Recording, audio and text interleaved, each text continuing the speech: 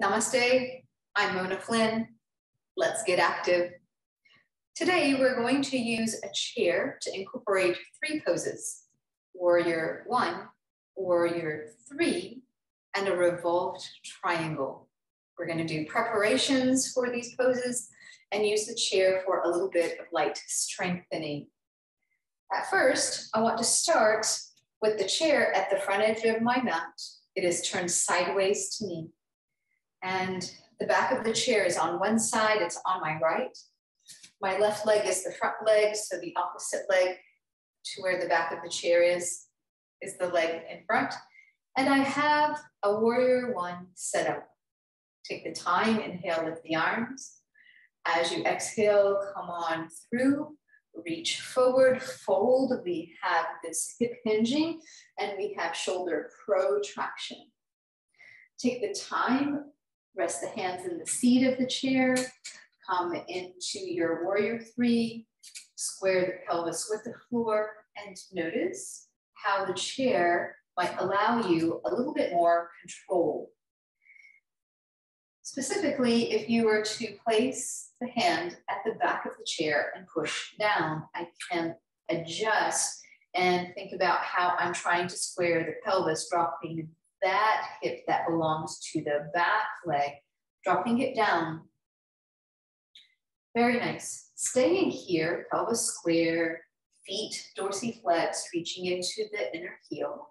I'm going to bring the back knee in and then send it back.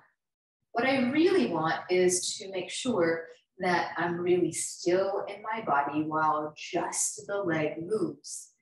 At the end point, each time I want to pause and reach, elongating the legs, exhaling to bring the leg in, inhaling to go out. So I also want to pair my breath with the movement. That's a fair amount of work on the standing leg outer hip, I hope you notice.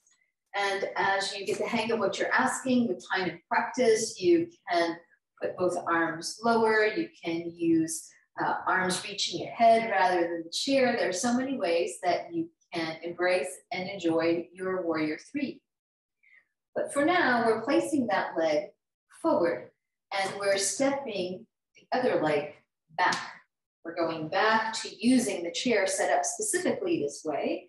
And I want to, again, place the hand at the back of the chair and walk the other hand well forward. I am using the chair for a tractioning effect and using a twist as a counterbalancing pose. So if you had any overdoing, this should feel great.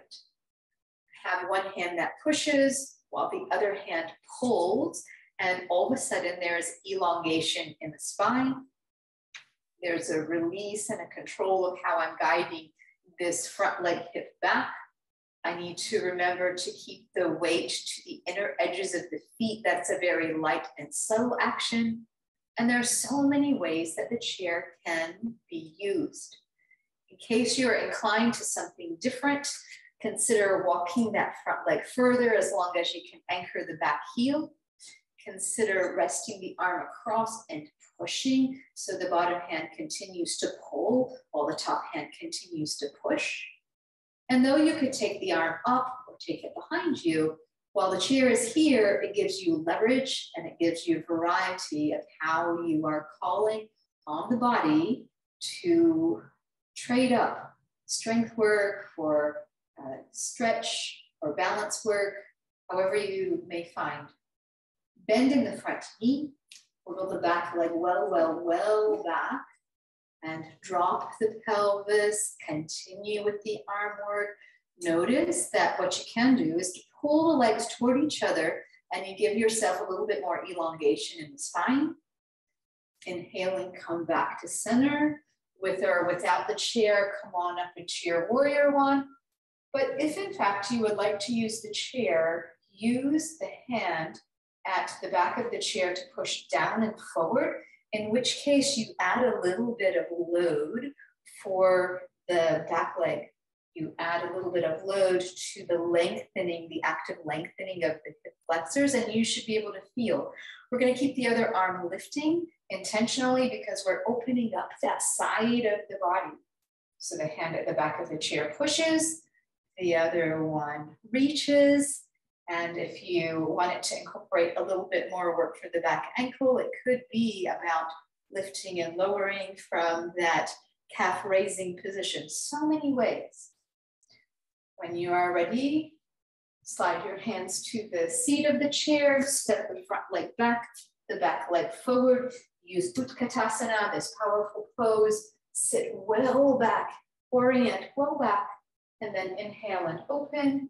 Bring the hands to the heart. Notice the residue of your practice. And let's repeat all of that on the other side. So you can simply turn the chair the other way. I'm going to move it to the other end of my mat. I'm reminding us that the chair is sideways, set up to us. It is on my left side, the back of the chair, so my right leg steps forward. And as I come into this warrior one stance, I'm going to use warrior one to come into this little sequence. Inhale and open your mind and your body. Invite what this repetition is going to show you. Exhale, come and fold. Fold and recognize this hip hinging has shoulder protraction. The shoulder blades reach forward. As you exhale, place your hands in the seat of the chair, lift the back leg, and begin to use your hands in a way that will help you drop that outside hip. In which case, what we did on the other side was to use the back of the chair because it gave us such control. From either of those positions, to bring the knee in and out, to flex the knee and the hip and extend from the knee and the hip, all the while aiming to square the pelvis with the floor. This is more than it seems. Exhale as the knee comes in. Inhale as the leg travels away. We'll try one more. You're welcome to repeat and hold these positions and build time. But when you are ready, that back leg comes forward. The standing leg goes back. And we are incorporating a little bit of a revolved triangle to allow ourselves a recovery. It's rather interesting when the next pose becomes the recovery for where you just had been. So while you are here, the bottom hand can slide to the far edge of the chair as much as possible, and it becomes the pulling hand. It elongates the torso and creates more length in the spine.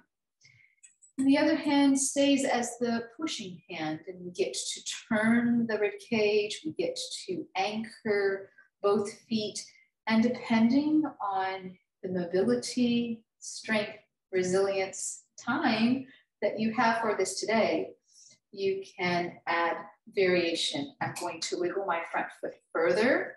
Keeping the back heel at the floor becomes the challenge. I'm going to slide that bottom arm so that it is perpendicular to my body and fingers roll off the edge, and I get to tug and control a little bit more turn, or should I say, I get a little bit more isometric work out of the rotation. It's easy to lean in. We're using the back of the chair to stay well back, and to keep length in the spine becomes more of an internal responsibility now. Very nice. As you inhale, keep long. As you exhale, bend in that front knee. Wiggle the back leg well back. Decide if you want to explore lifting and lowering the back heel. But as you are ready, pull the legs toward each other and affect more mobility and length in the spine. When you've evened it up, inhale, come unwinding. Here comes this warrior one. Open the chest any amount, keep lifting the rib cage, and notice the difference in this warrior one compared to how we started. As you exhale, come around and down. Place your hands in the seat of the chair. Step back now to not a plank, but a downward facing dog. And notice that there is a little bit of recovery. There is a neutralizing effect from that pose. The feet anchor, the inner heels anchor the big toe mounts, anchor the arches of the feet, lift. The little 8 toes lift. And wow, the shoulders respond. Shoulder blades travel to the periphery of the rib cage and they reach away from the pelvis, and there is length in the legs and in the torso.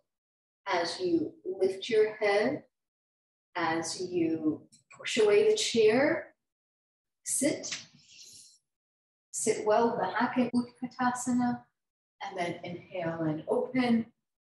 And hopefully now you have this felt sense of great length and connection to your inner strength.